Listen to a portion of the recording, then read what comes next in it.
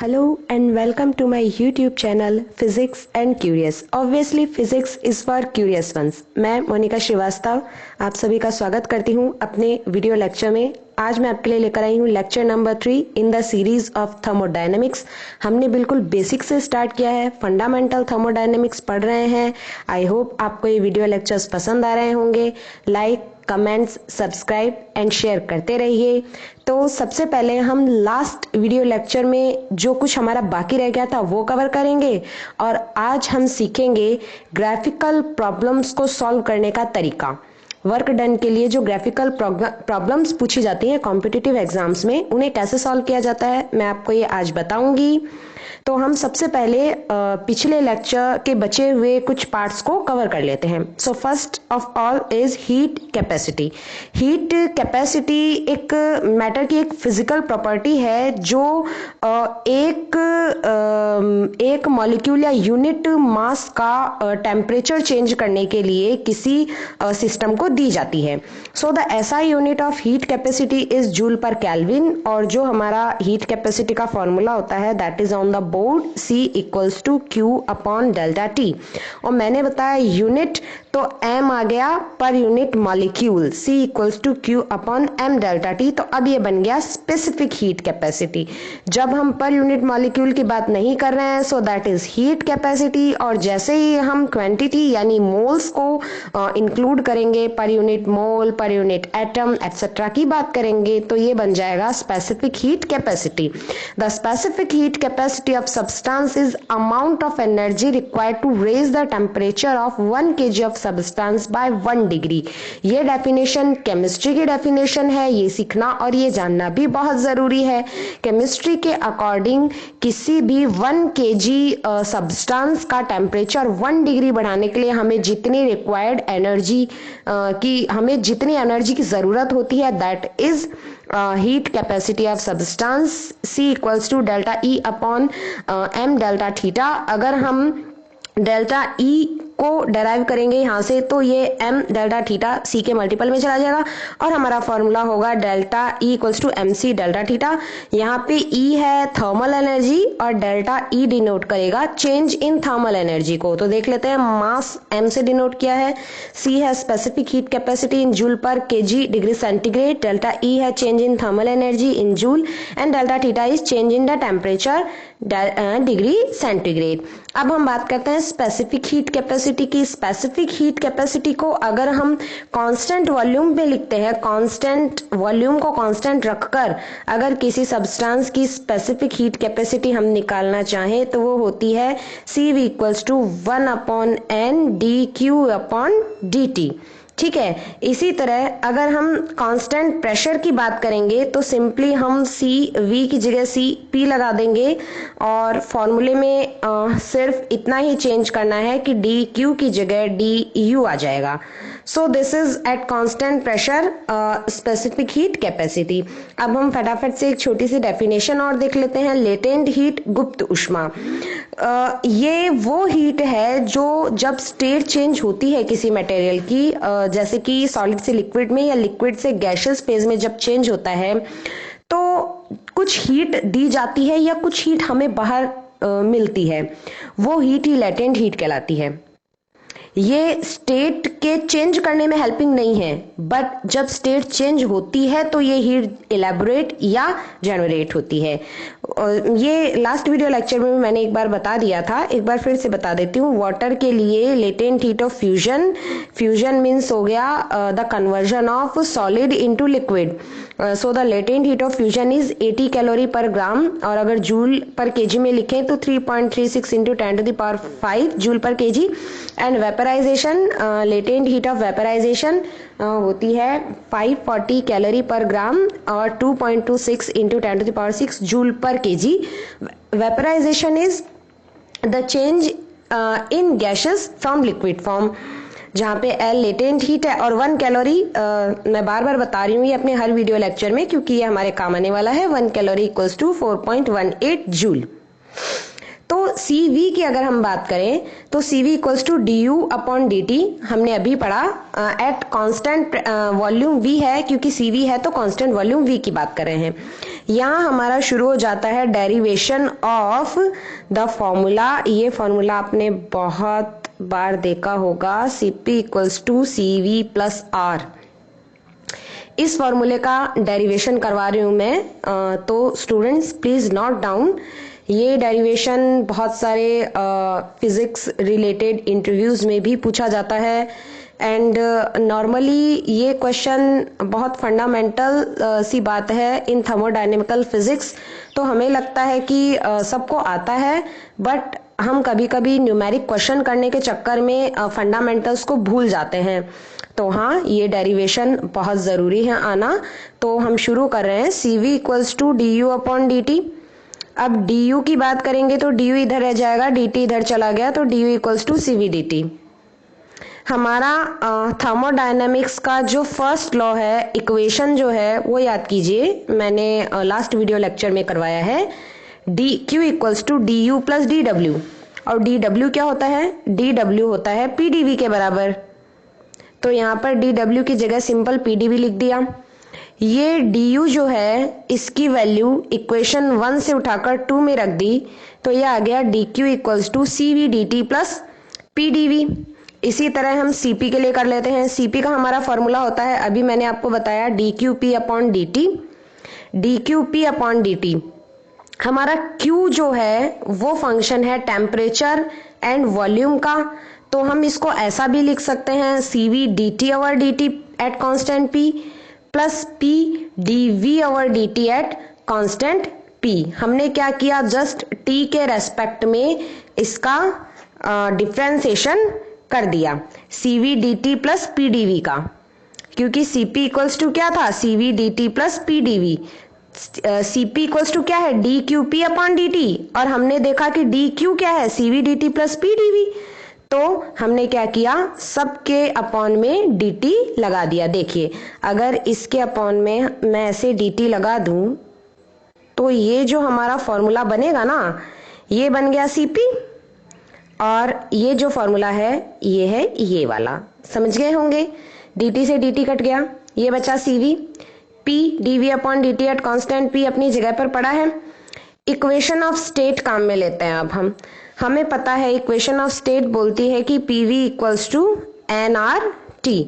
तो यहाँ ये है PdV, तो एक बार इसका डिफरेंशिएशन कीजिए PdV, तो ये हो गया nRdt।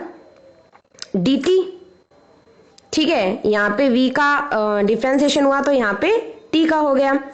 अब क्या कीजिए, dV/dt की वैल्यू चाहिए हमें यहाँ, तो dV/dt क्या हो गया, P/nR। P/nR, तो ये आ गया P/nR। dV/dt की जगह क्या आ गया, P/nR। तो Cp equals to CV plus P nR/P। ये P से P कैंसिल हो गया, तो ये बचा Cp equals to CV plus nR। If n equals to 1, तो हमारा क्या फॉर्मूला आ गया, Cp equals to CV plus R। तो देखिए स्टूडेंट्स, ये हमारा फॉर्मूला बन गया है जो हम प्रूव करना चाहते थे।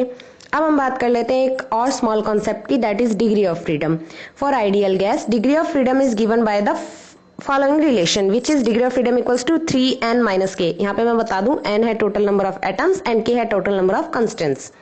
अब देखिए, हम monoatomic, diatomic, triatomic and polyatomic molecules के लिए एक बार इसको जनरलाइज कर लेते हैं। इस फॉर्मूले से हम इंटरनल एनर्जी तक जाएंगे, उसके बाद हम specific heat at constant volume निकालेंगे, specific heat at constant pressure निकालेंगे, और हम निकालना चाह रहे हैं गामा पॉइजन्स रेशियो की वैल्यू। तो देखिए स्टेप बाय स्टेप करते हैं। मोनो एटॉमिक आइडियल गैस के लिए n होता है 1, यानी total number of atom, mono atomic है तो एटम कितने होंगे, 1। कांस्टेंट कोई होता नहीं है, एक एटम है, फ्री है वो कहीं भी जाने के लिए, तो कांस्टेंट है ही नहीं, तो यहाँ पे वैल्यू रख दीजिए n1 और k0, तो हमारा डिग्री ऑफ फ्रीडम आ गया 3। टोटल इंटरनल एनर्जी का ये फॉर्मूला हमें याद रखना है, U equals to F(n)kT/2। F degree of freedom को डिनोट करता है, F हमारा कितना आया 3, तो ये आ गया 3kT/2 या 3/2 nRT। CV क्या होता है? du/dt और per unit mall n above में आएगा, तो CV इक्वल्स टू 3R/2 आ गया। CP equals to CV minus R होता है, तो सॉरी CV प्लस R होता है, तो CP यहाँ पे आ गया। CV कितना आया था अपना? 3/2R और प्लस R, तो इसको ऐड कर दिया तो 5/2R। अब जो पॉइजन्स रेशियो होता है गामा की वैल्यू होती है फ्रेंड्स CP/CV। स्पेसिफिक हीट्स का रेशियो है ये, तो CP कितना है अपना 5/2R, CV कितना है 3/2R, R से R कैंसिल, 2 से 2 कैंसिल, तो गामा क्या आ गया आपका 5/3 यानी 1.67। ये तो बात हुई मोनोएटॉमिक आइडियल गैस की। अब हम डायटॉमिक आइडियल गैस की अगर बात करें तो हम स्टार्ट करते हैं डिग्री ऑफ फ्रीडम से ही, ठीक है। डायटॉमिक की बात करते हैं। डायटॉमिक के लिए जो डिग्री ऑफ फ्रीडम होती है वो होती है 5, ठीक है। अगर डिग्री ऑफ फ्रीडम 5 है तो U की वैल्यू क्या हो गई 5/2 nRT, क्योंकि F/2 nRT होती है। तो CV क्या होता है? du/dt तो होता है, तो CV क्या हो गया आपका पर यूनिट मोल 5/2 R हो गया।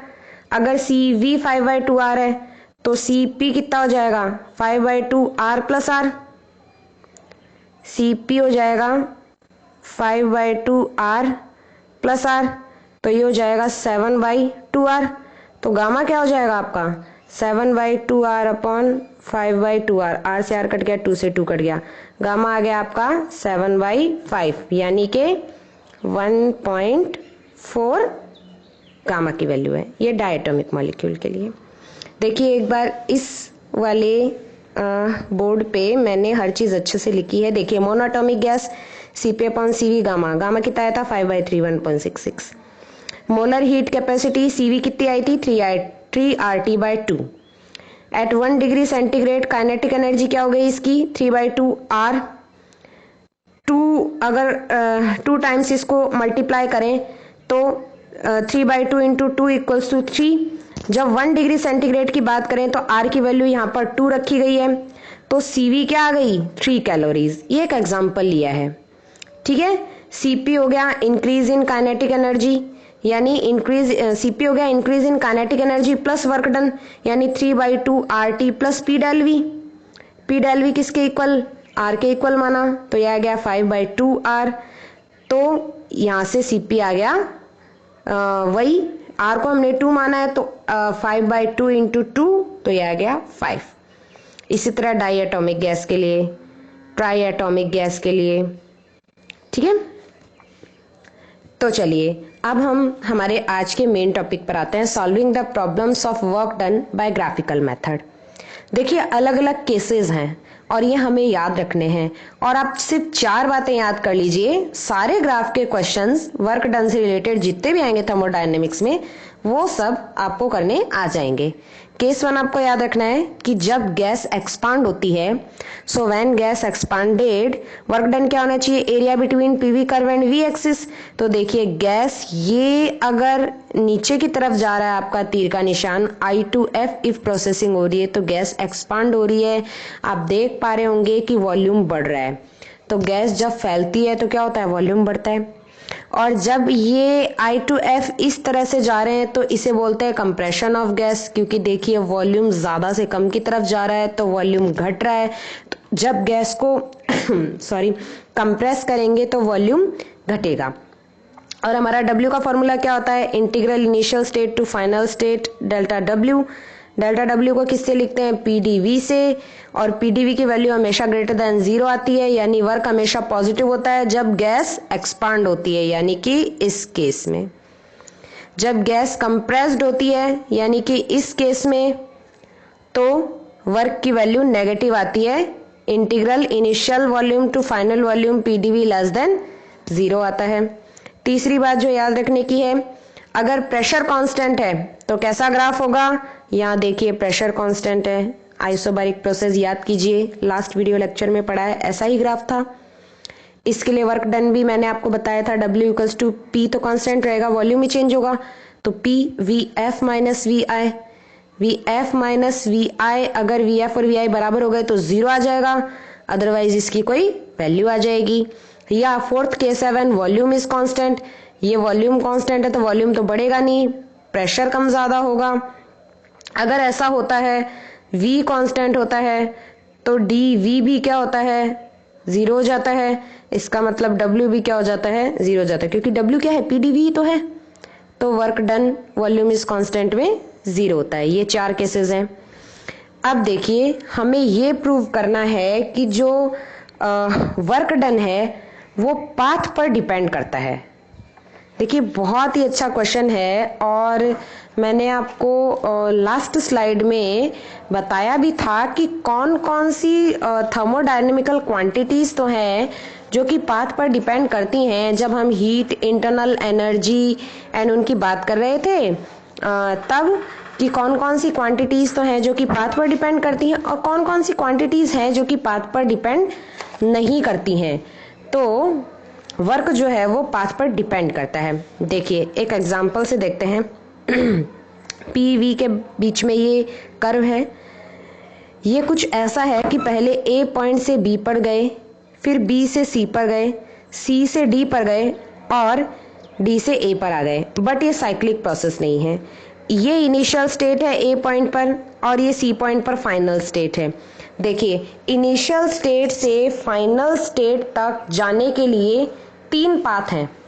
Path number 1, A to B गए and then B to C गए, ये है हमारा path number 1। Path number 2, initial to final direct पहुंच गए, यानी पॉइंट A से C पर गए।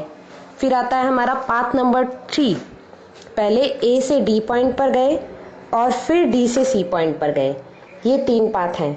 अब अगर हम किसी तरह ये प्रूव कर दें कि तीनों ही पाथ से वर्क डन की वैल्यू अलग अलग आती है, तो इसका मतलब वर्क जो है वो पाथ पर डिपेंड करता है। ठीक है, तो चलिए इसी को प्रूव करते हैं। देखिए सबसे पहले हम पाथ 1 की बात कर लेते हैं, यानी पाथ A से B पर गए, B से C पर गए। ठीक है, यानी पाथ ABC। देखिए जब हम पाथ ABC की बात करेंगे, यानी ये वाला एरिया की बात कर रहे हैं, और मैंने आपको बताया था कि जो वर्क निकालने का तरीका है वो ये है कि जो भी पाथ आप काम में ले रहे हैं, हम ये पाथ काम में ले रहे हैं ना, तो उससे घिरा हुआ क्षेत्रफल जो एक्स एक्सिस को टच करता हो वो पूरा वर्क डन में काम में आएगा। यानी ये पूरा एरिया हमें निकालना है, तो हम क्या निकाल सकते हैं, अगर हम ये पूरा एरिया निकाल लेंगे तो हम निकाल सकते हैं पाथ ABC में वर्क डन। तो देखिए निकालते हैं। W इक्वल्स टू क्या हो गया, V initial to final P dV। W equals to हो गया P V final minus V initial. तो W हमारा क्या आया, फाइनल ज्यादा इनिशियल कम है, फाइनल ज्यादा इनिशियल कम है, तो W आया हमारा पॉजिटिव। W आया हमारा पॉजिटिव फर्स्ट पाथ। और वर्क कितना आया, P VF minus VI path first के लिए। हम पाथ सेकंड की बात करते हैं। पाथ सेकंड के लिए देखिए ये पाथ सेकंड है, तो पाथ सेकंड में कौन सा एरिया आ गया, ये वाला पूरा एरिया आ गया, जिसका हमें वर्क डन निकालने के लिए जो हमें निकालना पड़ेगा, ये वाला पूरा एरिया सेकंड पाथ के लिए। तो देखिए सेकंड के लिए निकाल रहे हैं। W इक्वल्स टू, एक तो आ गया हाफ PI माइनस PF, क्योंकि देखिए दोनों ही चेंज हो रहे हैं, प्रेशर भी और वॉल्यूम भी, तो इंटू VI माइनस VF और प्लस P। देखिए यहाँ पे यहां से यहां तक की बात कर रहे हैं, तो जो ये वाला पाथ है A और B लिख देती हूं, जो ये वाला है ना, ये वाला एरिया, इसमें प्रेशर भी चेंज हो रहा है और देखिए वॉल्यूम भी चेंज हो रहा है। जबकि जो ये B वाला एरिया ना, ये वाला एरिया, इसमें प्रेशर कांस्टेंट है, सिर्फ वॉल्यूम चेंज हो रहा है। समझ गए? तो जब सेकेंड पाथ का हम डेरिवेशन कर रहे हैं तो वो हो जाएगा ए और बी में जैसे कि मैंने डिवाइड किया है, तो P initial minus P final into V initial minus V final plus P V initial minus V final. ये सेकेंड वर्क फर्स्ट वाले से अलग आया कि नहीं आया? आया, ऑब्वियसली आएगा। चलिए अब थर्ड वाले के लिए करते हैं। जब हम थर्ड वाले के लिए करेंगे, थर्ड पाथ के लिए देखिए एक बार देख लेते हैं। थर्ड में कौन सा पाथ होएगा? A to D, D to F, यहां से यहां। अब ये तो आइसोकोरिक प्रोसेस है, यहाँ पे तो वर्क डन 0 होता है, तो हमें सिर्फ ये वाले का निकालना है, यानी ये वाले एरिया। यानी क्या हो गया? PF VI into VF। तो थर्ड वाले के लिए जो हमारा वर्क डन हो गया वो हो गया PF VF minus VI final minus initial. First में अलग आया था, सेकंड में अलग आया था, थर्ड में अलग आया था। एक बार देखिए, रिवाइज कीजिए। फर्स्ट में क्या आया था हमारा? W equals to PI VF minus VI। Second path में हमारा जो आया वो है W equals to half PI minus PF VI minus VF। और जो थर्ड में आया that is W equals to PF VF minus VI। तो हो गया कि नहीं हो गया वर्क पार्ट डिपेंडेंट फंक्शन? एक ही इनिशियल पॉइंट से स्टार्ट होकर सेम फाइनल पॉइंट तक पहुंचने के लिए हमने 3 अलग अलग रास्ते लिए और तीनों ही से किया गया वर्क डन अलग अलग आया। So work done depends on path and hence proved. और आपने ये भी सीखा कि 4 तरह के जो ग्राफ हैं उनसे हम उन्हीं को हम काम में लेंगे क्वेश्चंस में। तो आइसो थर्मल का ग्राफ कैसा होता है, आइसोबारिक का कैसा होता है, आइसोकोरिक का कैसा होता है, एडियाबैटिक का कैसा होता है, ये ग्राफ मैंने आपको लास्ट लेक्चर में बताए थे। इस लेक्चर में मैंने आपको बताया कि अगर गैस एक्सपांड हो रही है तो कैसा ग्राफ आएगा और अगर गैस कंप्रेस हो रही है तो कैसा ग्राफ आएगा। तो चलिए अब हम एक बार ग्राफ के क्वेश्चन सॉल्व करने की कोशिश करते हैं। देखिए question 1, A cyclic process ABCA shown below in VT diagram is performed with a constant mass of ideal gas.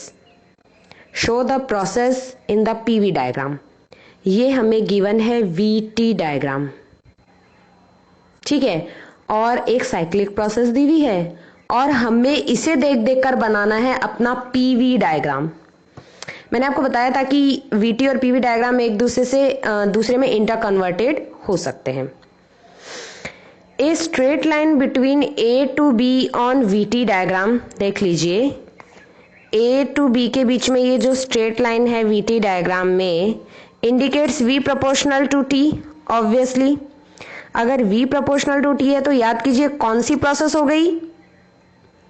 Isobaric process हो गई, यानी प्रेशर इज कांस्टेंट। तो A टू B में प्रेशर इज कांस्टेंट, समझ गए? B टू C देख लीजिए, B to C में यहां वॉल्यूम कांस्टेंट है, यानी आइसोकोरिक प्रोसेस। आइसोकोरिक प्रोसेस में वॉल्यूम कांस्टेंट होता है तो टेम्परेचर डिक्रीज होता है और प्रेशर भी डिक्रीज होना चाहिए। तो B टू C ये हो गया। टेम्परेचर इज कांस्टेंट, अब देखिए थर्ड वाले में C to A temperature constant है, यानी आइसोथर्मल प्रोसेस, और मैंने आपको बताया था आइसोथर्मल का ग्राफ ऐसा होता है।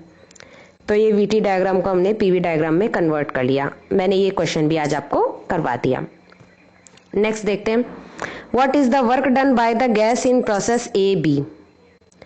AB प्रोसेस में वर्क डन कितना होगा? तो ये वाला एरिया जो होगा पूरा ये वर्क डन होगा। इसे 2 पार्ट्स में डिवाइड किया है, देख रहे होंगे, फर्स्ट एंड सेकंड। तो पहले फर्स्ट वाले पार्ट का क्या हो जाएगा? फर्स्ट वाले पार्ट में देखिए प्रेशर भी चेंज हो रहा है एंड वॉल्यूम भी चेंज हो रहा है। तो हाफ फाइनल माइनस इनिशियल करना होता है, याद रखिएगा।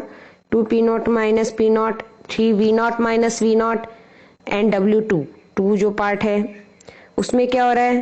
प्रेशर तो कांस्टेंट है, खाली वॉल्यूम इंक्रीज हो रहा है। तो P0 3V0 माइनस V0, हमने इन दोनों को जोड़ देना है और जो हमारा आंसर आ गया 3P0 V0। तो ये option A is the right option. Question number 3, ये KCET 2001 में आया हुआ क्वेश्चन है। आप 10 सेकंड के लिए इस क्वेश्चन को ट्राई कीजिए, फिर मैं आपको बताती हूँ। An ideal gas is taken around ABCA shown in the above PV diagram. The work done during a cycle is. इस साइकिल में किया गया वर्क डन हमें बताना है। देखिए इसका आंसर देखते हैं। वर्क डन क्या हो गया? Area enclosed bye triangle ABC। देखिए ट्रायंगल ABC ने जितना भी एरिया एनक्लोज किया वही वर्क डन हो गया, यानी ये पूरा हो गया ना।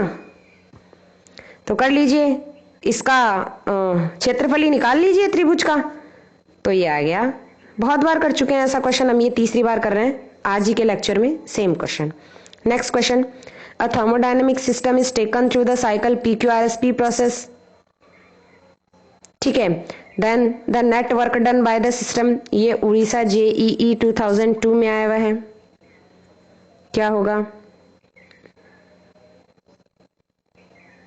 तो देखिए इसका आंसर कुछ ऐसा होगा। देखिए ये वाला और ये वाला कांस्टेंट वॉल्यूम पर है, तो ये तो दोनों पार्ट जीरो हो ही गए ना। ये आइसोबारिक है और ये आइसोबारिक है, इन दोनों का ही सिर्फ हमें वर्क डन निकालना है, जो कि यहां पे निकाल लिया। ठीक है, क्वेश्चन नंबर 5 इंपॉर्टेंट क्वेश्चन है, ये IIT JEM में पूछा गया है। An ideal gas is taken through a cycle thermodynamics process through 4 steps. The amount of heat involved in the steps are Q1 5960 joule, Q2 minus 5600 joule, Q3 minus 3000 joule, Q4 minus 3600 joule respectively. ये दे दिया heat की value. Next जो है the corresponding quantities of internal energy changes, अब जो change in internal energy है उनकी values दे रहा है।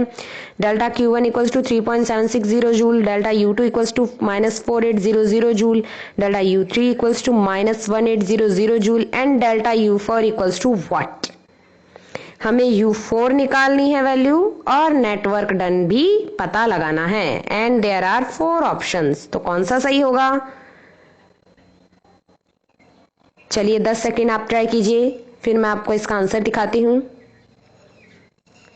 साइक्लिक थर्मोडायनेमिक प्रोसेस है ये। Q1 Q2 Q3 Q4 दे रखा है, U1 U2 U3 भी दे रखा है, बट डेल्टा U4 नहीं दे रखा है। करते हैं चलिए। साइक्लिक प्रोसेस में total internal energy change zero होता है, ये हम जानते हैं। इसका मतलब ये सबका टोटल जीरो हो गया। सिंपल सा क्वेश्चन था, घुमाने के लिए इन्होंने Q की वैल्यू दे दी। देखिए कितना आसान सा क्वेश्चन है। W निकालना है हमें अगर, तो डेल्टा W क्या होता है? Change in delta Q। तो एक प्रोसेस पॉजिटिव एक नेगेटिव, एक पॉजिटिव एक नेगेटिव आएगी ना, साइक्लिक प्रोसेस है, ऐसे ही चली होगी, यहां से यहां, यहां से यहां, यहां से यहां, यहां से यहां। तो हीट दे दी, हीट वापस बाहर आ गई, हीट दे दी, हीट बाहर आ गई। तो जब इसको टोटल किया तो 960 जूल। तो U4 आ गया 2930 जूल एंड W आ गया 960 जूल। तो देखिए कौन सा है ये, ए ऑप्शन करेक्ट है। ठीक है, तो ये आज का आपके लिए प्रैक्टिस क्वेश्चन, इसे घर पर ट्राई कीजिए, इसका आंसर कमेंट बॉक्स में लिखिए और मुझे बताइए कि आपको आज का वीडियो कैसा लगा। एंड मुझे सपोर्ट करने के लिए थैंक यू। इस चैनल को लाइक कीजिए, सब्सक्राइब कीजिए एंड शेयर कीजिए। Stay home, stay safe, will meet again. Thank you.